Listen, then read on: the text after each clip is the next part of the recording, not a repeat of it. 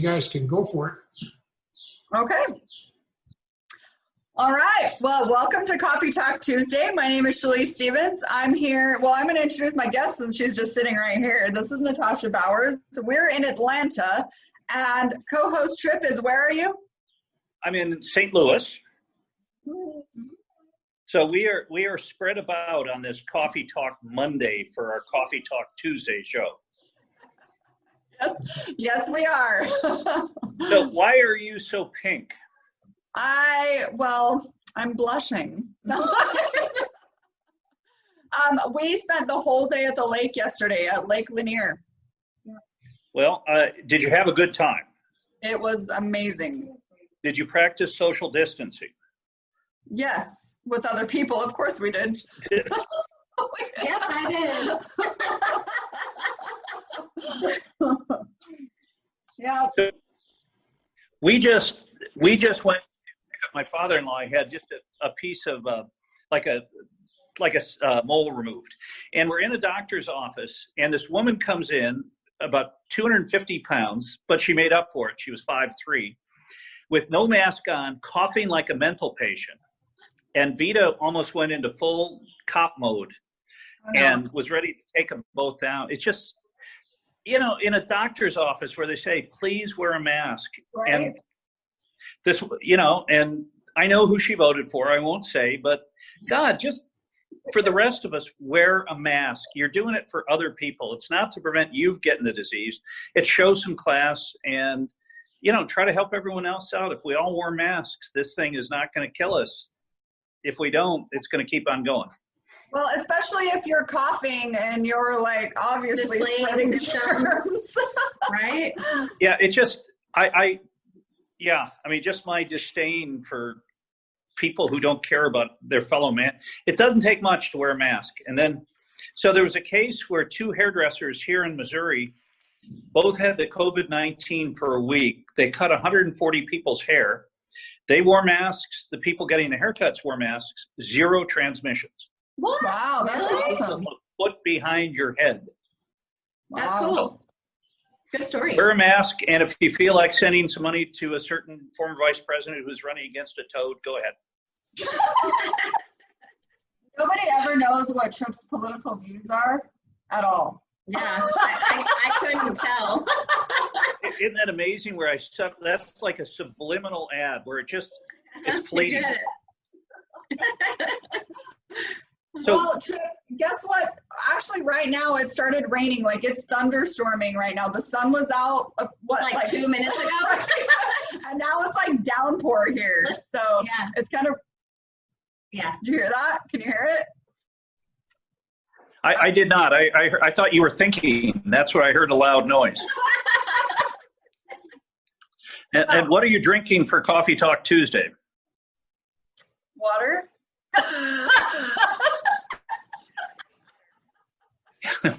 Okay. That was very plausible the way you said that. I believe you 100%. All right. I'm sure you do. So, Trip, today, I know that we're filming this a week in advance, but today is my anniversary, my Angelversary, when my son passed away 16 years ago. It's been 16 years. For real. This one's going to be a challenging one, but hey, we're doing it. So, on this date, how do you process it? How do you handle it? Well, today, actually, the reason why I'm here is because I always try to do something that's fun with people that I love, that can support me no matter what mood I'm in, because it kind of shifts during this time. It shifts. I ebb and flow with her like water. Yeah. I know. Well, kind of. But anyway, I came out here so I could be around somebody that could support me, and we can have a good time and make some memories. And so that's usually what I try to do. I try to do something that's like fun and special, and so, but yeah, this weekend, since we had such a fun weekend, today hasn't been that bad. Sometimes the day's really rough and heavy, but today has been pretty good. So Do your kids do your kids do a good job supporting you on a day like this? usually they do. I think since they're with their friends and like busy and stuff, I mean, they give me hugs and they know that, oh, mommy can, we're not sure, but what's going to happen today? But they do a pretty good job and being supportive. So I was just talking to DJ before, and he said, "What's your Coffee Talk Tuesday about today?" And I said, "Well, it's Caleb Day." He's like, "Is today Monday?" And I'm like, "Yes." And I'm like, "Did you give your mom a hug?" So I think, yeah, they're supportive, definitely. What is the best thing that someone who wants to offer support to a parent who's lost a child, what's the best thing to say to them? I mean, I think it really depends, but honestly, just, I love you. I'm here for you. I'm thinking about you. Is there anything, even though that question, is there anything you need? You never know what you need, really. So I think that if you just saying, I'm here for you, if you need anything, is almost better than what do you need? Because that question a lot of times is, you don't know at that point. So if you just know that they're going to be there and love and support you, that's really the best thing to do. So Mark, I'd asked Mark Christensen from Angel's Hands that very thing, and he said, and he goes, as far as I'm concerned, the best thing you can do is just say I'm sorry and give me a hug, and that's the best thing. And because, some things that people say, and not trying to be in any way, shape, or form, they're not saying it in a bad way, but when people say he's in a better place or something like that, I know. That's very presumptuous. Natosha and I actually put together HR. She was in HR, so I met her when I worked at IHG, and she's the HR manager. And we at IHG had 3 deaths, I think, within days of each other. Like, it was like one after another, and the whole center was grieving. And so Natosha actually asked me to help her put together this grief, what would you call it, like seminar, workshop thing. And it was really good, because a lot of those things came up, like, because everybody says, oh, he's in a better place or whatever. And especially when you've lost a child or someone that's like tragic, that, the thing you think of is, no, the better place is with me. Like, I'm his mom. There's no, like, he's not in a better place. And so, like, a lot of things we talked about. So, yeah. Asking questions. It's like, it's a weird topic too, because as a friend, you don't want to be offensive, but you also don't want to ignore the issue because it's present. It's like, so I think asking is a good way too. It's just like, what do you need? What can I do to support you? Yeah. Rather than presuming that saying he's in a better place is going to be the right thing to say or do. Yeah, and that's so tough, because there's no manual that teaches you how to handle something like this. Right. However, there is a book that I know someone wrote that is pretty good. Well, what would the name of that book be? I'm gonna stumble my way over here. The water is very, very good here. So this is my book that I wrote, Finding 40, A Mother's Walk with Grief. And it actually, I don't know that it necessarily gives advice. It's not necessarily an advice book. What it is a story of how my journey through grief and through losing my son. And I wrote it because when I first lost my son, everybody wants to give you advice. Everybody wants to give you books. Everyone wants to help. And honestly, I didn't want to read a single one of those books. I didn't want to hear necessarily other people tell me how I'm going to feel when I'm going through all of this, because how could they possibly know? And so it took me 15 years to be able to write this book. And the reason why I did it was because it's like, I'm not telling you how you're going to feel. I'm not going to tell you how you're going to go through it. But what I tell you is my experience and my story. And maybe there's a possibility that you can relate to it some way, somehow. It also talks about like how it's individual. Everybody's healing process is individual, and it's messy and it's dark and it's sad and it's hard and you suffer and you struggle, but somehow, some way you continue to get through. And I talk about how I continue to get through and how my process actually isn't really truly ever going to be over. But yeah, I mean, it's 16 years today and I didn't know how I was going to feel. And that's why I'm here with her, because I know that she can support me no matter what I was feeling. So I had the honor of spending many different anniversaries regarding Caleb with you. So it really is a privilege. Like, I really am so grateful to have that as part of our friendship. Yeah. It means a lot to me. Yeah. Well, on that note, we're going to take a short break. Okay. All right. Hello. Welcome back to Coffee Talk Tuesday. I'm here with my bestie, Natosha, in Atlanta, Georgia. Yep. And we are here with Trip, our co-host, who is in St. which is, how far is it away from Atlanta? I'm not even going to pretend to know. But we're on the other side. Yeah, you just go east and then turn right, and you're right in Atlanta. So. Yes, I believe you. So, Shalise, when you're traveling around the country and you meet people and tell them you're from Salt Lake, what are the reactions? Oh, so one of my favorites was when I moved to California and I was living there. And I remember I was on like the subway and going to Long Beach. And I told someone that that I just moved from Salt Lake. And they were like, oh my gosh, like, are you a polygamist? And I said, of course I am. I'm the fifth wife. I couldn't take it anymore. I deserve better. There is a misperception. There is a misperception about the LDS Church, obviously. Mm-hmm. And it's funny how people who live in Salt Lake for a lot of time, if you're not a member of the church, it's hard. There's not a great public access out there to give you good, objective information on the church.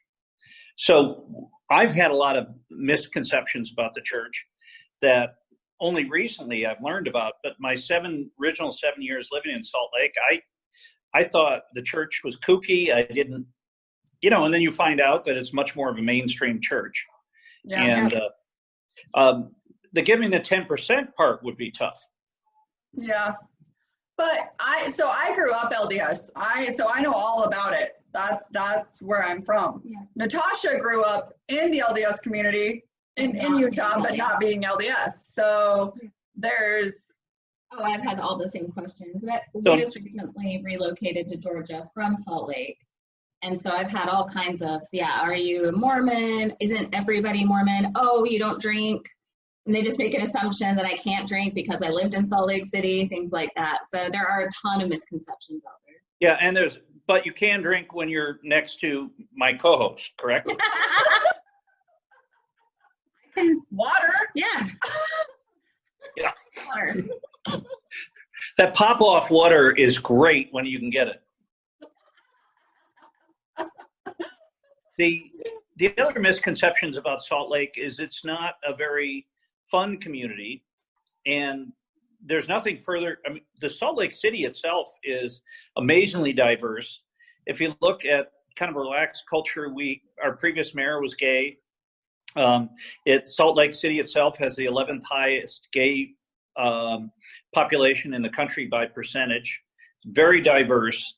Now, as you get out in the county and maybe up to Davis County up north and Utah County, it's a little bit more white Mormon, but it's still, the state is changing and it's a pretty wonderful spot to live. Yeah. Yeah. Do you miss it? I miss it a lot. I miss the culture, absolutely, because I understand it. I mean, being raised there, you understand everything differently. Moving here, I'm in the Southern culture, which it's kind of similar. I think there are a lot of rules that are unwritten. It's just sometimes I don't know that I'm being offensive or what those unwritten rules are, because there's not a guidebook, and there's not a guidebook to living in a Mormon culture or LDS culture. And so it's just the nuances of the different cultures that you live in. So yeah. I definitely miss it because it just is home. Oh, there he's gone now. Yeah. Yeah, he's gone. Bye. There he goes. All right. Well, Trip was having technical difficulties, so we'll finish up the last little bit, but that's fine because we've actually, Tasha and I have actually had some really awesome conversations about the different cultures between Salt Lake and Atlanta. Last night we were talking about it and just some different experiences and what it's been like, and like there's so much going on that's so different, and raising kids in a different culture and trying to figure out that. And I don't know, like yeah, for sure. I have teenage girls raised primarily in Utah, and then we moved here at a very critical time in their life. And so the world we live in right now with pandemic and Black Lives Matter and everything else going on, it's we're still adapting to a new culture, but we're also still trying to we're learning where we are. But I don't know, sometimes I want to be on the right side of history with my kids, and it's sometimes hard to know what that looks like. Yeah. With a teenager, 18 years old, 16 years old, and 14 years old. They're hard. Yeah, for sure. I mean, and being a parent anyway is difficult, right? I mean, like we talk about that all the time, and that's one of the things. Like I'm a different kind of mom because I am that I have a kid that's passed away, so I'm an angel mom, and then I also have to navigate between like what that looks like and how I honor him, and compared to like how I honor and spend time with my kids that are alive. And so one of the reasons why I brought them out here was so we can have that experience. I love making memories with my kids and like doing those adventures and having that fun time and exposing them to different cultures and life and everything. But I remember talking to you about moving out here last year, and you're like, I guess it was what, a year and a half ago. A year, exactly. Really, a year. Moved, and because you always said to me, like, so tell me, like, what's your opinion? Like, would you do this? And I'm like, of course I would do this. I'm an adventure girl. I need that. I need it. I'm so grounded. I'm HR. I mean, come on now. What does HR do? I'm like rules, regulations. I can't. I've got to have all of it ironed out, right? Yeah, and I am not that way. No. I know, weird, right? But like, what is it? That's actually a good question. Like, what is it like being a mom when you're HR too? Like to teenage girls who are completely different. I know all your girls, all three of your girls, and they are so different. Yeah. How do you manage that when you can't really? It's different managing your kids than managing a professional career. Is it? No, I'm teasing. So in reality, I think it's so much.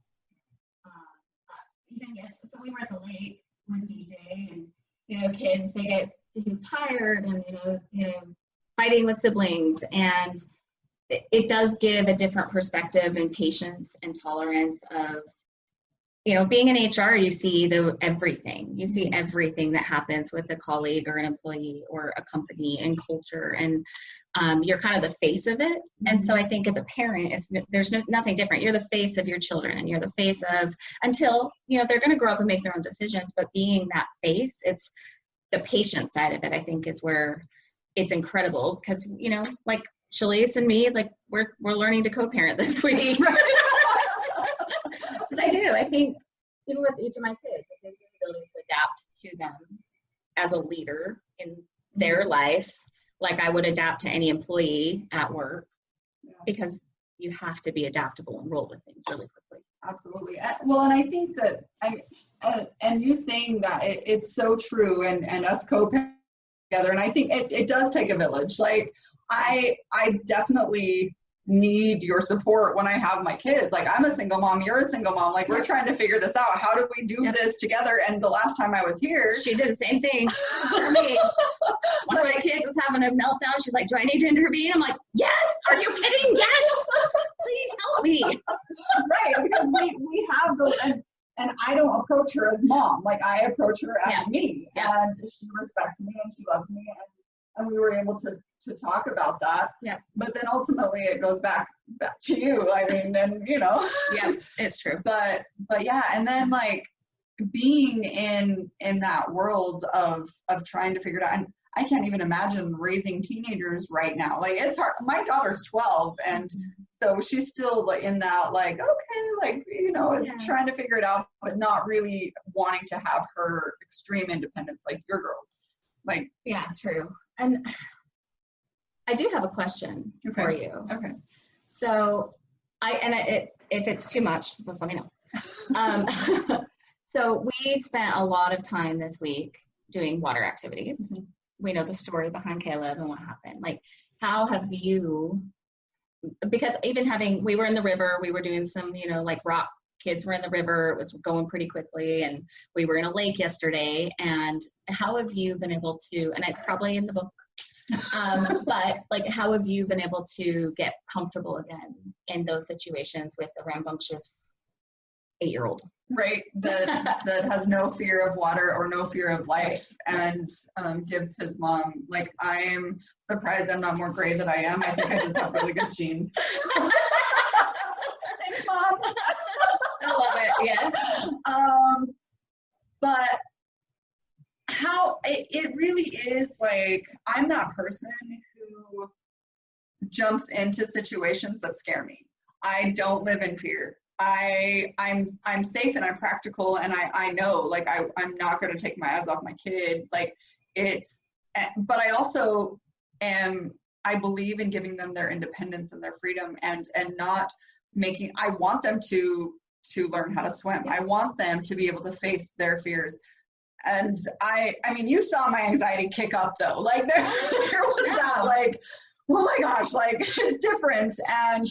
But I think it's just putting yourself in those situations that give you the opportunity to continue to heal. And a lot of that it is in my book of, like, I'm just that person who I'm going to go to where it scares me most, and I'm going to face it. And I mean, that's just who I am as a mom, and I don't want to change that because of my own fears, because I don't want to put that on them. I don't want to make them exactly totally like and different kids and different, and it was really cute also to see, like, Danny knows, my daughter who's 12, she knows more, and she's more connected with the story and everything like that, and she's like, I got him.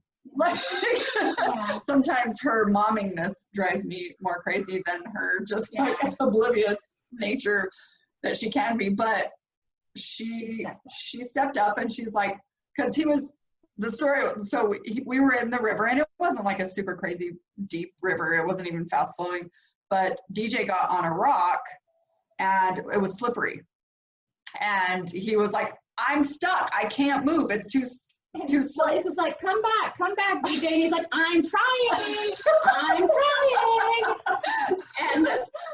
And so I'm like, okay, then don't move.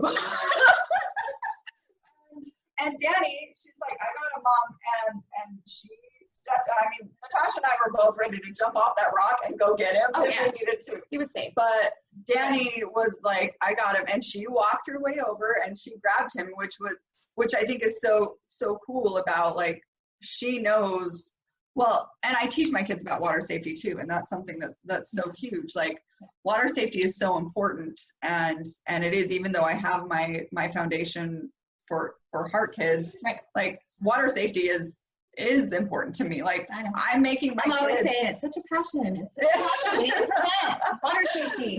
And so that's on my to-do list. Like, I'm an advocate for that as well. But you know, I want them to feel confident though that they can have that opportunity, and I don't want to live in fear, which is why I said you should move to Georgia. You can't be afraid of change, because that's what creates your experiences and growth, and that's how you become more. So definitely more. You are definitely more. I don't know if it's better, but I'm more. Yeah. So I don't know. I love that we can do this, and I love that I can come here, and it's been such an awesome opportunity to be able to be here, and because I love you, and I know, and that's it. Like Trip asked earlier, like, what do I do to get through these times? Like, I honestly, I surround myself with people I love, and so it's been great. And I do want to tell my viewers that actually my book, Finding 40, it's my Caleb Day, so I'm kind of promoting. I am promoting myself in this one. That's okay. But my Finding 40 book is available on Amazon and Barnes & Noble. And if you just put in Shalice Stevens or Finding 40, you can find it. I'll also have the links to my website and everything below. I'm also going to start a book signing every Thursday. I go to my local little community bar, and it's called Good Spirits on 70th and Redwood in Salt Lake City, well, in West Jordan, Utah. And every Thursday I go there for lunch, meet up with the owner. They're helping me put together a fundraiser for rainy days. And I'm also going to start doing my book signing there every Thursday that I'm in town. So exciting. And I'm really excited about it. So you can come down, get a drink with me, get some lunch with me. I'll sign your book. I'll have books to purchase as well. So that's, yeah, it's going to be super fun, and supporting our community, small businesses. I'm super passionate about that as well, because we're all here to support each other, and I love that they support me, and I miss that you're not there with me, but I also love that I can just get away, and you're and I still get to be a part of it. You still, I mean, and totally. Yeah, and that's what friends do. I mean, you connect regardless of where you are. Yep. No matter what the circumstances are, you know who your people are. That's right. So thank you for being our people, and I will see you guys next week on another Coffee Talk Tuesday. Bye. Bye.